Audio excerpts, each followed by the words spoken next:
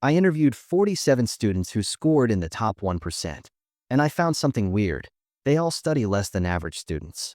Not because they're naturally gifted, but because they use 3 strategies that most people have never heard of. One of them studies just 90 minutes a day. Let me show you exactly what she does. Strategy 1. The Feynman Technique. Teach it like you're talking to a 10-year-old.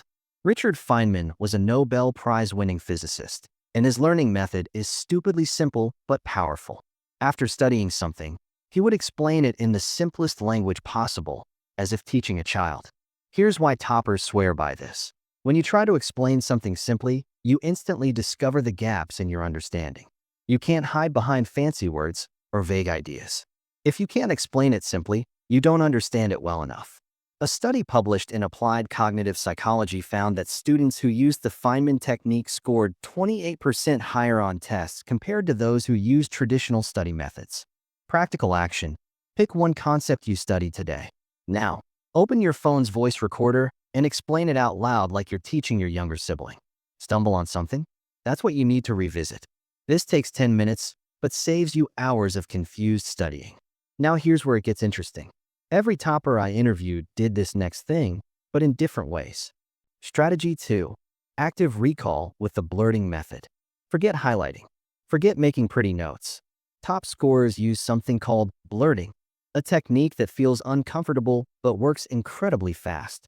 Here's how it works. After reading or attending a lecture, take a blank page and dump everything you remember about the topic without looking at your notes. Write messily, use arrows, draw diagrams, whatever. Just get it all out. Then compare it with your actual notes. The stuff you missed? That's where you're weak. Focus your energy only on those gaps. Dr. Henry Roediger's research at Washington University showed that students who used active recall techniques like blurting performed 50% better on delayed tests compared to passive review methods. Your brain has to work harder to retrieve information, and that effort creates stronger neural pathways. Tomorrow, after your first class or study session, set a timer for 10 minutes. Blurt out everything on a blank paper. Don't peek. Then check your notes and highlight only what you missed. Study those gaps for 15 minutes. That's it. 25 minutes total instead of 3 hours of unfocused note-making. Still here? Good.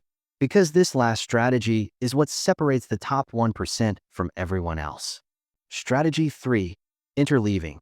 Mix your subjects instead of blocking them. Most students study one subject for hours, then switch to another.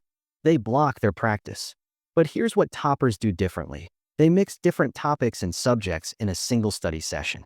For example, instead of doing 50 math problems of the same type, they do 10 algebra problems, then switch to 10 geometry problems, then 10 trigonometry problems, and rotate. It feels harder and messy, but that's the point. A study from the University of South Florida found that students who used interleaving improved their test performance by 43% compared to block practice. Why?